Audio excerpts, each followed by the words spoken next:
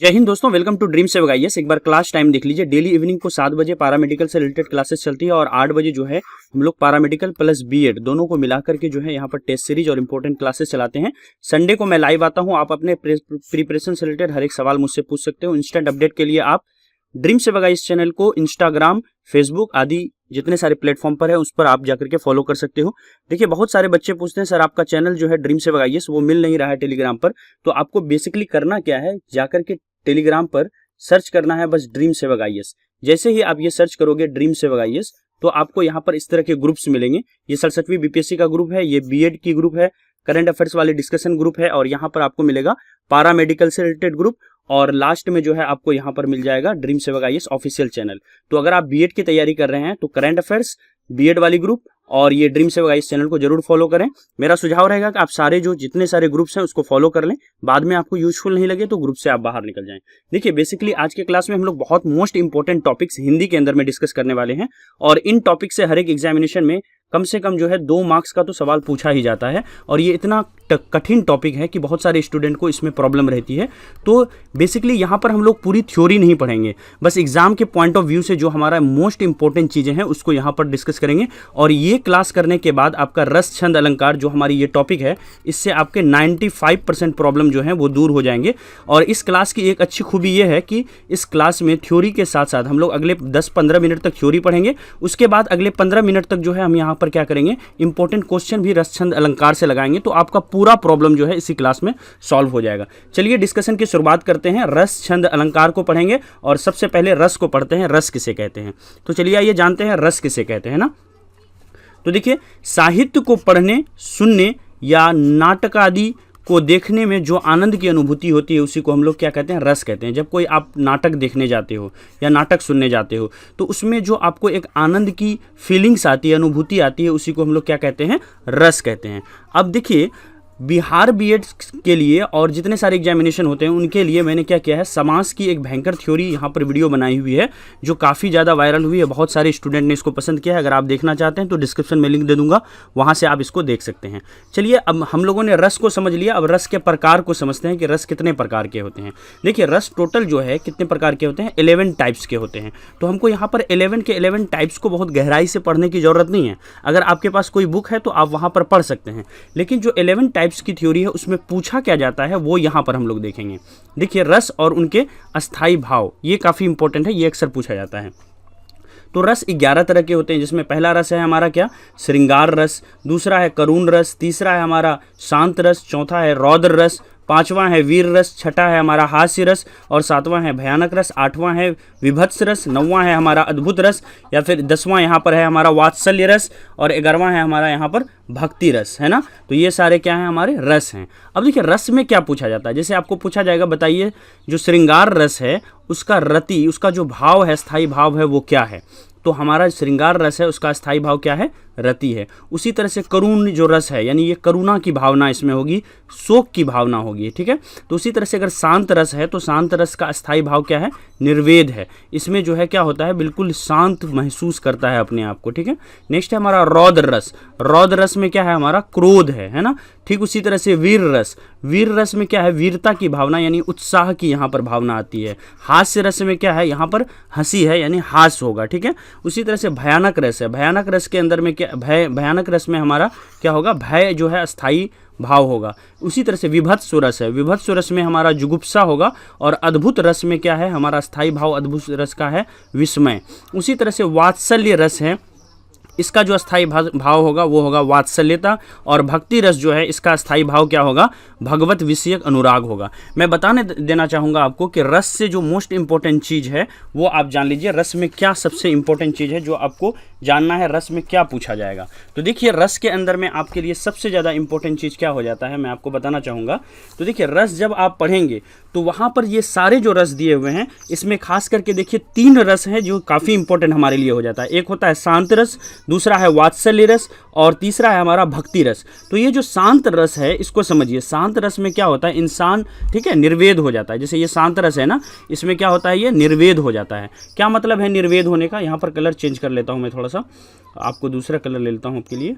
तो यहाँ पर देख लीजिए, जैसे यहाँ पर मान लेते हैं निर्वेद हो रहा है शांत रस में, तो ये निर्वेद का क्या मतलब है। और दूसरा वाला जो रस है हमारे लिए वात्सल्य रस है ना, तो ये जो वात्सल्य रस है और निर्वेद रस है, इसमें शांत रस है, इसमें क्या डिफरेंस होता है। और तीसरा वाला रस हो गया हमारा भक्ति रस। ये तीनों में कन्फ्यूजन आपको हो सकता है। तो देखिए शांत रस जो है इसमें क्या होता है, इंसान जो है वो अपनी सारी जो मनोकामना है उसको छोड़ देता है, भौतिक चीज़ों को छोड़ देता है, और वो उनका ये सोच होता है कि अब इस दुनिया में हम जीकर क्या करेंगे, समझ रहे हैं ना। इस तरह की जब फीलिंग आए तो उसको कहते हैं शांत रस, उसको दुनिया से कोई मतलब नहीं है। जबकि भक्ति रस में आएंगे तो यहाँ पर भी दुनिया से कोई मतलब नहीं है, लेकिन ये ऐसा नहीं सोचते हैं कि मर जाना है, बल्कि ये अपने आप को गॉड से कनेक्ट करते हैं। भक्ति में वो विलीन इतना हो जाते हैं कि उनको दुनिया की भौतिक चीज़ों से कोई उनका मतलब नहीं रहता, कोई रिश्ता नहीं रहता। तो ये एक डिफरेंस होता है शांत रस में और भक्ति रस में। तो शांत रस में निर्वेद का भाव होता है, जबकि भक्ति रस में जो है वो भक्ति का भाव होता है, यानी भगवत विषयक अनुराग का भाव होता है। ठीक है, नेक्स्ट तीसरा नंबर पर है हमारा यहाँ पर जो हमारे लिए इंपॉर्टेंट हो जाता है वो है वात्सल्य रस। देखिए वात्सल्य रस में क्या होता है, वात्सल्य रस का संबंध छोटे बालक बालिकाओं के प्रति माता एवं सगे संबंधियों का प्रेम और ममता का भाव होता है। और वात्सल्य रस में एक इंपॉर्टेंट चीज़ ये जान लीजिए क्यों ये हमारे लिए इंपॉर्टेंट है। यहाँ पर है हमारा वात्सल्य रस, ये हमारे लिए क्यों इंपॉर्टेंट है, इस चीज़ को समझिए। देखिए वात्सल्य रस जो है, वात्सल्य रस का बड़े बड़े कवियों ने, जैसे कि सूरदास है ना, इसके अलावा तुलसीदास, इन सब ने अपनी कृतियों में वात्सल्य रस का बहुत ज़्यादा यहाँ पर यूज किया है। तो हमारे एग्जाम पॉइंट ऑफ व्यू से ये तीन जो हैं काफ़ी इंपॉर्टेंट हो जाते हैं छंद रस के अंदर में, है ना। पहला हो गया हमारा क्या, पहला हो गया हमारा शांत रस, इसका स्थायी भाव हो जाएगा निर्वेद। दूसरा होगा वात्सल्य रस, इसका स्थायी भाव होगा वात्सल्यता। और तीसरा होगा भक्ति रस। ऐसे तो आपको सारी याद रखनी है, रस और उसका स्थायी भाव, लेकिन ये तीनों में आप डिफरेंस खास करके शांत रस और भक्ति रस में आपको होना चाहिए। ठीक है, चलते हैं अब हम लोग आगे। देखिए छंद किसे कहते हैं, बहुत शॉर्ट में हम लोग छंद को पढ़ेंगे। और छंद में बेसिकली दो टाइप के छंद होते हैं, उसको हम बता देंगे, और उसमें क्या याद करना है ये भी आपको बताएंगे। ठीक है, तो वीडियो अगर अच्छा लग रहा है तो इसको लाइक करें और वीडियो में आप आगे बने रहें। चलिए पढ़ते हैं छंद किसे कहते हैं। जिस रचना में मात्राओं और वर्णों की विशेष व्यवस्था तथा संगीतात्मक लय और गति की योजना रहती है, उसे ही हम लोग क्या कहते हैं, छंद कहते हैं। छंद देखिए क्या होता है, छंद में जो है 8 संगठक तत्व इसमें मिले होते हैं। ये छंद जब लिखा जाता है जैसे कविता के जैसे होता है, तो इसमें जो 8 तरह के, जैसे उनके कितने तरह के उनका जो है भेद होता है, कितने तरह के उसमें चरण होते हैं, ये सारी चीज़ें इसमें है। उसको हमको उतना हमारे लिए इंपॉर्टेंट नहीं है। हमारे लिए क्या इंपॉर्टेंट है कि छंद किसे कहते हैं। तो जिस रचना में मात्राओं और वर्णों की विशेष व्यवस्था और संगीतात्मक, एक पढ़ने में आपको संगीत की फीलिंग आ रही हो, मतलब एकदम होता है ना जुड़ती लगा लगा के जो बोला जाता है, ठीक है ना, कविता पढ़ते हो ना, देखते हो लास्ट के दोनों लाइन में लास्ट की चीज़ें आपस में मिलती है। तो इस तरह का जब संगीतात्मक फीलिंग आता है, लय आता है, उसी को हम लोग क्या कहते हैं, छंद कहते हैं। अब देखिए छंद में क्या हमारे लिए इंपॉर्टेंट है। छंद देखिए 2 तरह के छंद होते हैं, ठीक है, इसी में समझते हैं। एक छंद होता है हमारा क्या, जिसको बोलते हैं हम लोग मात्रिक छंद, और दूसरा वाला छंद होता है, मैं दिखा देता हूं आपको। दूसरा वाला छंद होता है जिसको बोलते हैं हम लोग क्या, वर्णिक छंद। ठीक है, तो पहले हम लोग मात्रिक छंद को समझ लेते हैं कि मात्रिक छंद किसे कहते हैं, फिर वर्णिक छंद को भी हम लोग यहाँ से डिटेल में समझ लेंगे। तो आते हैं यहाँ पर, देखिए छंद है हमारा। छंद के बाद जो है प्रत्येक चरण में मात्राओं की संख्या है और उदाहरण है। तो देखिए यही पूछा जाता है, पिछले बार एग्जामिनेशन में 2020 के अंदर में पूछा गया था, आपको याद होगा मैंने क्लास में कराया था कि चौपाई में जो है कि प्रत्येक चरण में कितनी संख्याएं होती, कितनी मात्राएं होती है। ठीक है, तो इसीलिए मैंने इसको यहाँ पर इंक्लूड किया है। यकीन मानिए ये मोस्ट इंपॉर्टेंट चीज़ें हैं। चलिए देखते हैं। दोहा हमारा मात्रिक छंद है, और दोहा के प्रत्येक चरण में मात्राओं की संख्या जो कितनी होती है, 13 और 11 होती है। उदाहरण के लिए देख लीजिए, मेरी भव बाधा हरे राधा नगरी सोई, है ना, जा तन की झाई परे श्याम हरित दुईत होई, है ना। तो ये क्या है, हमारा दोहा का उदाहरण हो गया। नेक्स्ट है हमारा सोरठा के प्रत्येक चरण में जो है क्या होता है, 11 और 13 मात्राएं होती है। ठीक है, और इसका उदाहरण यहाँ पर है। ठीक उसी तरह से आगे अगर हम लोग आते हैं तो देखते हैं चौपाई में, है ना। तो चौपाई के प्रत्येक चरण में कितनी मात्राएं होती है, तो याद रखिएगा 16 मात्राएं होती है। ठीक है, ठीक उसी तरह से रोला में क्या होता है, 11 और 13 मात्राएं होती है। कुंडलिया में क्या होता है, 24 मात्राएं होती है। और बरवे में क्या होता है, 12 और 7 मात्राएं होती है। ठीक है, तो देख लीजिए यहाँ पर कुंडलियाँ जो है इसमें कितनी मात्राएं होती है, कुंडलियाँ में 24 मात्राएं होती है और बरवे में जो है 12 और 7 मात्राएं होती है। तो बेसिकली आप इसी चीज़ को कॉपी में नोट डाउन कर लीजिएगा पॉज करके इसको। दोहा में कितने होते हैं, 13 और 11। दोहा के प्रत्येक चरण में 13 और 11 मात्राएं होती है। सोरठा में कितने होते हैं, 11 और 13 मात्राएं होती है। चौपाई के प्रत्येक चरण में 16 मात्राएं होती है और रोला में 11 और 13 मात्राएं होती है। जबकि कुंडलियाँ अगर देखें तो कुंडलियाँ में 24 मात्राएं होती है और बरवे के अंदर में क्या होता है, 12 और 7 मात्राएं होती है। ठीक है, उदाहरण उतना इंपॉर्टेंट नहीं है हमारे लिए। अब आते हैं हम लोग वर्णिक में, है ना। तो वर्णिक जो छंद है इसको देखते हैं। वर्णिक छंद में आता है पहला हमारा शालिनी। शालिनी के प्रत्येक चरण में कितनी मात्राएं होती है, 11 मात्राएं होती है। ठीक है, और ये इसका उदाहरण है। आप चाहें तो इसको पॉज करके यहाँ से पढ़ सकते हैं। अब आगे चलते हैं, देखिए नेक्स्ट है हमारा इंद्र वज्रा। इंद्र वज्रा में के प्रत्येक चरण में कितनी मात्राएं होती है, 11 मात्राएं होती है। ठीक है, ठीक उसी तरह से आते हैं तोटक। तोटक के प्रत्येक चरण में 12 मात्राएं होती है, इसको याद रखिएगा। नेक्स्ट है मालिनी। मालिनी के प्रत्येक चरण में कितनी मात्राएं होती है, तो 15 मात्राएं होती है। और इन सब का एग्जाम्पल जो है यहाँ पर दिया हुआ है, आप चाहें तो पढ़ सकते हैं, उतना इंपॉर्टेंट नहीं है हमारे लिए। ठीक है, अब चलते हैं हम लोग नेक्स्ट, है ना। तो देखिए इस तरह से हम लोगों ने पूरा जो है यहाँ पर रस और छंद को पढ़ लिया है। और इसके जो मोस्ट इंपॉर्टेंट क्वेश्चन है वो आगे हम इसी क्लास के अंदर में अगले 10 मिनट में यहाँ पर लगाने वाले हैं, तो आप वीडियो के अंदर में बने रहिएगा। बिहार बीएड के 2020 के, 19 के और 18 के तीनों साल के हिंदी के पेपर को सॉल्व कर चुका हूँ। डिस्क्रिप्शन में लिंक है, वहाँ से आप देख सकते हैं, या फिर बीएड प्लेलिस्ट में भी जाकर के देख सकते हैं। नेक्स्ट है हमारा अलंकार। ठीक है, रस हम लोगों ने पढ़ लिया, हमने छंद भी पढ़ लिया। ना सिर्फ पढ़ा बल्कि एग्जाम के पॉइंट ऑफ व्यू से देखा। जो चीज़ें हमारे लिए 100% इंपॉर्टेंट थी सिर्फ उसी को हम लोगों ने वहाँ पर देखा, उतनी ज़्यादा हम लोग डेफिनेशन में नहीं गए। अब आते हैं अलंकार में, है ना। अलंकार देखिए क्या है, देखिए अलंकार किसे कहते हैं, काव्य की शोभा बढ़ाने वाले तत्वों को अलंकार कहते हैं, है ना। जो हमारा काव्य होता है उसका जो भी शोभा बढ़ाते हैं उसी को क्या कहते हैं, अलंकार कहते हैं। अलंकार के टोटल कितने प्रकार होते हैं, तो 4 प्रकार होते हैं। एक होता है हमारा शब्द अलंकार, दूसरा होता है अर्थ अलंकार, तीसरा होता है हमारा उभय अलंकार, या फिर चौथा जो होता है वो हमारा होता है पाश्चात्य अलंकार।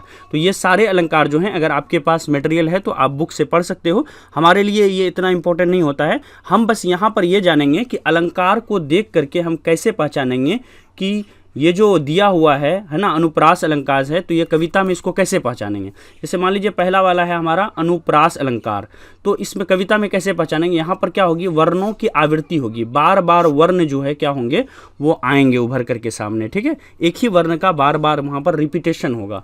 दूसरा है हमारा यमक अलंकार।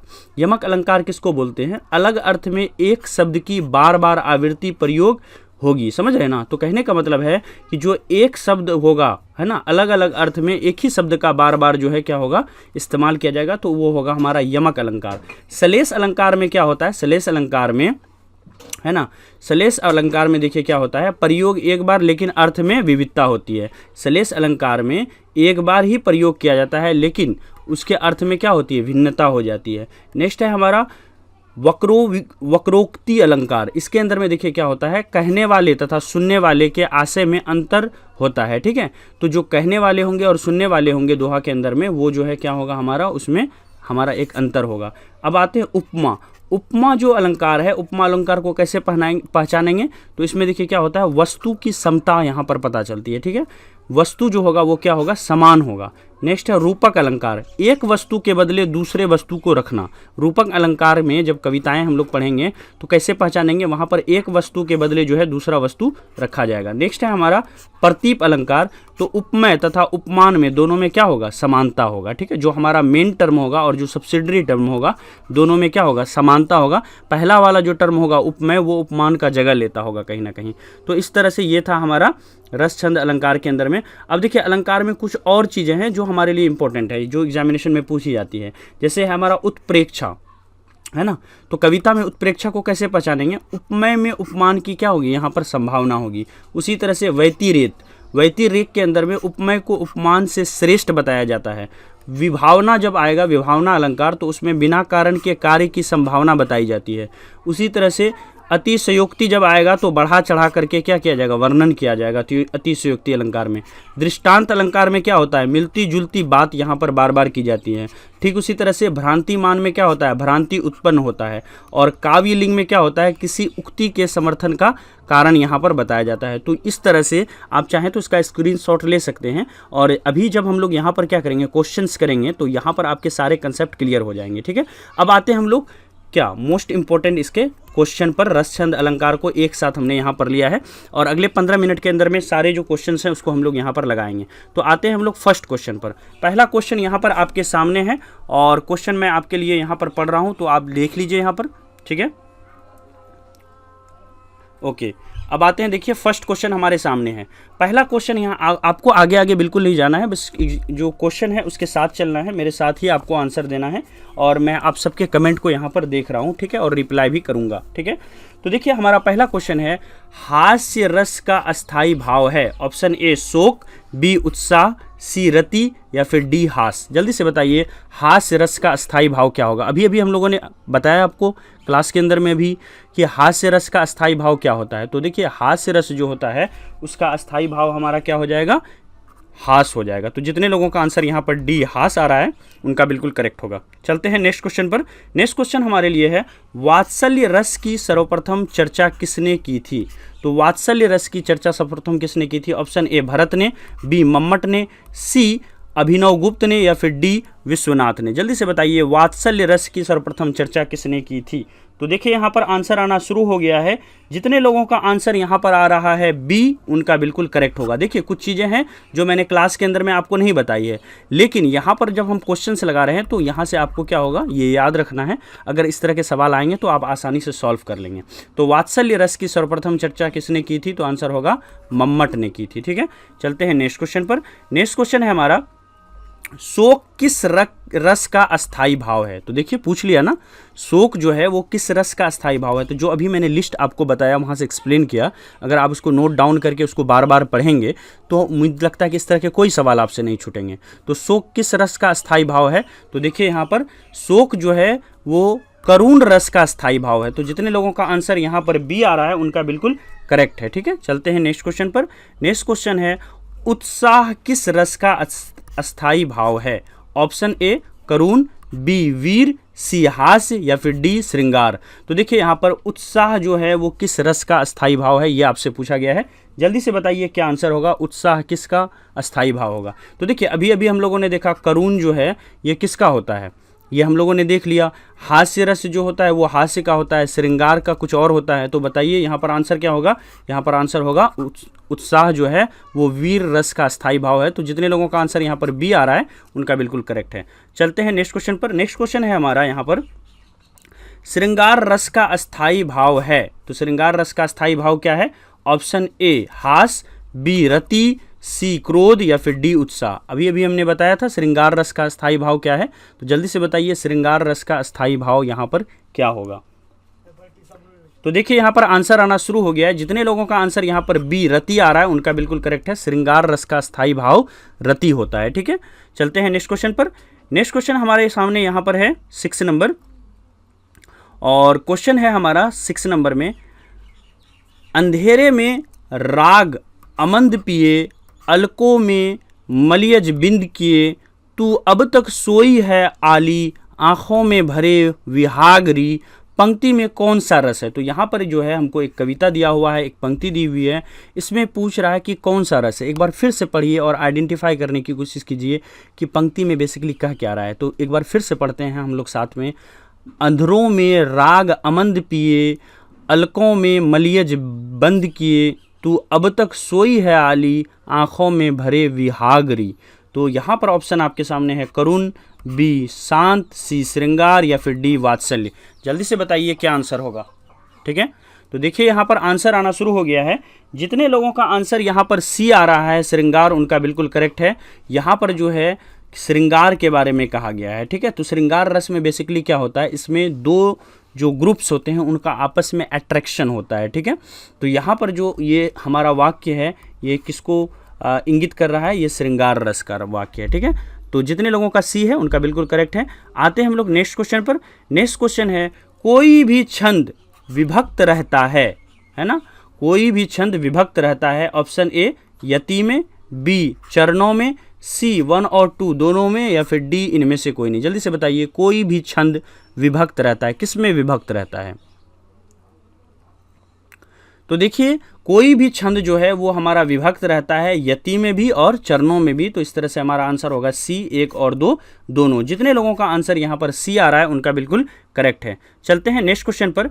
नेक्स्ट क्वेश्चन हमारे सामने यहाँ पर एक जो है इस तरह से लाइन लिखी हुई है, कविता है, और इस पंक्ति को देख करके हमको पहचानना है कि ये क्या है, सोरठा है या चौपाई है या दोहा है या फिर बरवे है, ये कौन सा छंद है ये पता करना है। चलिए पढ़ते हैं इसको। मुख होई बाचाल पंगु चढ़ी गिरिबर गहन, जासु कृपा से दयाल दरऊ सकल कली मल दहन। तो बताइए ये जो पंक्ति है ये कौन सा छंद है, ये आपसे पूछा गया है। तो देख लीजिए यहाँ पर आंसर आना शुरू हो गया है। ये कौन सा छंद है, ये सोरठा छंद है। तो जितने लोगों का आंसर यहाँ पर ए आ रहा है उनका बिल्कुल करेक्ट है। ये जो सेंटेंस है ये सोरठा छंद है। ठीक है, चलते हैं नेक्स्ट क्वेश्चन पर। 1 मिनट क्वेश्चन आपके लिए थोड़ा सा जूम कर रहा हूँ ताकि अच्छे से क्लियरली हम लोगों को यहाँ पर क्वेश्चन जो है वो दिखाई दे। ठीक है, तो आइए अब लगाते हैं क्वेश्चन। तो यहाँ पर क्वेश्चन हमारा है 9वां नंबर में और क्वेश्चन आपके सामने ये रहा। ठीक है, अब इसको पढ़ते हैं, क्वेश्चन हमारा क्या कह रहा है। ठीक है, और इसको समझने की कोशिश करते हैं।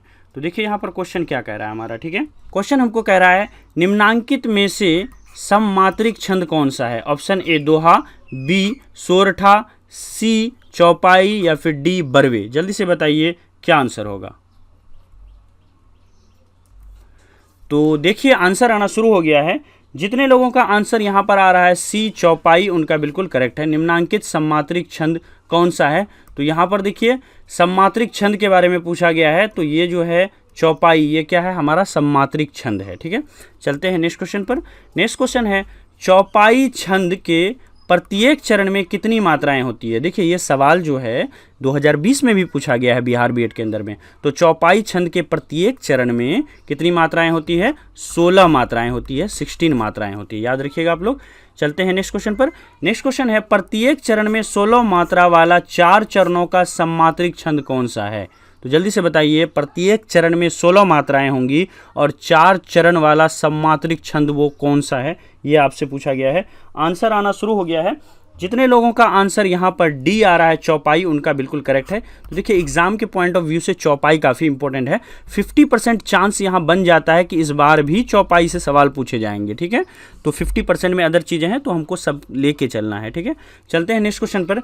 निम्नलिखित में सममात्रिक छंद है। ऑप्शन ए सोरठा, बी दोहा, सी चौपाई, डी ये सभी। तो देखिए अभी मैंने आपको जो बताया था सममात्रिक और वर्णिक छंद, वो दोनों लिस्ट आपको याद रखना है। ठीक है, तो कुछ भी पूछा जा सकता है कि बताइए ये 4 ऑप्शन में कौन सममात्रिक है, ये 4 ऑप्शन में कौन वर्णिक है। तो दोनों चीज़ें आपको याद रखनी पड़ेगी। ठीक है, तो मोस्ट इंपॉर्टेंट चीज़ें जो थी उनको मैंने थ्योरी क्लास में कवर करा ही दिया है आपको। ठीक है, तो चलिए यहाँ पर फटाफट आंसर दीजिए सममात्रिक छंद कौन सा है। तो देखिए यहाँ पर आंसर आना शुरू हो गया है। ये जो चौपाई है ये क्या है, हमारा सममात्रिक छंद है, जबकि सोरठा दोहा ये दोनों जो हैं क्या है, वर्णिक छंद है। चलते हैं नेक्स्ट क्वेश्चन पर। नेक्स्ट क्वेश्चन हमारे सामने है बड़े न हुजे गुणन बिनु विरद बड़ाई पाए, कहत धतूरे सो कनक गहनो गढ़ो न जाए, है ना। ये जो वाक्य है उपरोक्त पंक्ति में अलंकार कौन सा अलंकार है। ऑप्शन ए श्लेष अलंकार, बी विरोधाभास अलंकार, सी अर्थांतरन्यास, डी वक्रोक्ति। जल्दी से बताइए उपरोक्त पंक्तियों में कौन सा अलंकार दिया हुआ है। पंक्ति आपके सामने फिर से ला रहा हूं, जल्दी से देख के बताइए। तो देखिए यहां पर ये जो उपरोक्त पंक्ति है आंसर आना शुरू हो गया। जितने लोगों का आंसर सी है उनका बिल्कुल करेक्ट होगा। अर्थांतरन्यास जो है यहाँ पर अलंकार है। ठीक है, तो उपरोक्त पंक्ति में अर्थांतरन्यास अलंकार है। ठीक है, चलते हैं नेक्स्ट क्वेश्चन पर। नेक्स्ट क्वेश्चन आपके सामने है और यहाँ पर है चरण कमल बंदो हरि राई में कौन सा अलंकार है। तो बेसिकली आपको यहाँ पर चरण कमल बंदो हरि राई में कौन सा अलंकार है, याद है अलंकार वाली एक लिस्ट मैंने आपको बताई थी। उस लिस्ट में अगर आप देखोगे कैसे कविता में पहुँचाना है अलंकार को, तो अभी अभी मैंने बताया है। उसका अगर आप स्क्रीनशॉट ले लेते हो या ये PDF मैं आपको भेजूंगा या दोबारा से उस वीडियो को आप देखें तो आप उसको जो है इसके साथ कोरिलेट करके देखें तो आपको पहचानने में आने लगेगा। ठीक है, थोड़ा समय लगेगा लेकिन होगा ज़रूर। तो जल्दी से बताइए क्या आंसर हो जाएगा इसका। ऑप्शन है रूपक, बी श्लेष, सी अतिशयोक्ति या फिर डी उपमा। जल्दी से बताइए क्या आंसर होगा। तो देख लीजिए यहाँ पर आंसर आना शुरू हो गया है। जितने लोगों का आंसर ए रूपक आ रहा है उनका बिल्कुल करेक्ट है। चरण कमल बंदो हरि राई में रूपक अलंकार है। चलते हैं नेक्स्ट क्वेश्चन पर। नेक्स्ट क्वेश्चन है हमारा, बिटपी बिटपी बंधी पड़ी रह गई मोह के पास में। ये जो पंक्ति है इसमें कौन सा अलंकार है? ऑप्शन है ए वृत्त्यानुप्रास अलंकार, बी श्रुत्यानुप्रास अलंकार, या फिर सी अंत्यानुप्रास अलंकार, या फिर डी लूटानुप्रास अलंकार। तो बिटपी बिटपी बंधी पड़ी रह गई मोही के पास में, ये जो पंक्ति है इसमें कौन सा अलंकार है? जल्दी से बताइए। तो देखिए यहाँ पर आंसर आना शुरू हो गया है। जितने लोगों का आंसर यहाँ पर बी आ रहा है श्रुत्यानुप्रास अलंकार, उनका बिल्कुल करेक्ट होगा। तो इस क्वेश्चन का आंसर हो जाएगा हमारा बी श्रुत्यानुप्रास अलंकार। चलते हैं नेक्स्ट क्वेश्चन पर। नेक्स्ट क्वेश्चन है, दीप सा हिल जल रहा है कह दो तुम ही कैसे बुझाऊं। दीप सा ही जल रहा है कह दो तुम ही कैसे बुझाऊं में कौन सा अलंकार है? ऑप्शन ए है हमारा लुप्तोमा अलंकार, बी मालोपमा अलंकार, सी पूर्णोपमा अलंकार, या फिर डी उपमयोपमा अलंकार। तो जल्दी से बताइए इसमें से कौन सा अलंकार है? अगर आपने पढ़ा है आपको पता होगा, जल्दी से बताइए क्या आंसर होगा। तो देखिए यहाँ पर जितने लोगों का आंसर यहाँ पर सी आ रहा है ना, पूर्णोपमा अलंकार, उनका बिल्कुल करेक्ट होगा। ठीक है, चलते हैं नेक्स्ट क्वेश्चन पर। नेक्स्ट क्वेश्चन हमारे सामने है और यहाँ पर एक पंक्ति दिया हुआ और पूछा गया है कि इसमें से कौन सा अलंकार है। ये भी अलंकार का ही क्वेश्चन है। पूछा गया है, तंत्री नाद कवित रस सरस राग रति रंग, अन बुझे बूढ़े तीरे जो बुझे सब अंग। उपरोक्त पंक्ति में कौन सा अलंकार है? ऑप्शन ए परिसंख्या, बी विभावना, सी विरोधाभास, या फिर डी असंगति। जल्दी से बताइए ये जो ऊपर में दी हुई पंक्ति है इस पंक्ति में कौन सा अलंकार है? तो देखिए यहाँ पर आंसर आना शुरू हो गया है। जितने लोगों का आंसर यहाँ पर आ रहा है विरोधाभास अलंकार, उनका बिल्कुल करेक्ट होगा। तो इसका आंसर हो जाएगा विरोधाभास अलंकार। चलते हैं नेक्स्ट क्वेश्चन पर। नेक्स्ट क्वेश्चन हमारा है, रहीमन पानी राखिए बिन पानी सब सून, पानी गए ना उबैरे मोती मानुष चुन। जल्दी से बताइए इस दोहे में कौन सा अलंकार है? ऑप्शन ए अनुप्रास, बी यमक, सी सलेश, या फिर डी रूपक। जल्दी से बताइए क्या आंसर होगा। तो देखिए यहाँ पर आंसर आना शुरू हो गया है। जितने लोगों का आंसर यहाँ पर सी सलेश आ रहा है उनका बिल्कुल करेक्ट होगा। ये जो हमारी पंक्ति है, ये जो दोहा है, इसमें हमारा सलेश अलंकार का इस्तेमाल किया गया है। चलते हैं नेक्स्ट क्वेश्चन पर। नेक्स्ट क्वेश्चन है, मेघ आए बड़े बनठान के सवर के, पाहुन ज्यों आए हो गांव के शहर के। रेखांकित पंक्ति में कौन सा अलंकार है? ये जो रेखांकित पंक्ति है हमको अंडरलाइन किया हुआ, इसमें कौन सा अलंकार है इसको पहचाना। ऑप्शन ए है उपमा, बी रूपक, सी उत्प्रेक्षा, या फिर डी मानवीकरण। जल्दी से बताइए क्या आंसर होगा। तो देखिए आंसर आना शुरू हो गया। जितने लोगों का आंसर यहाँ पर सी उत्प्रेक्षा आ रहा है उनका बिल्कुल करेक्ट है।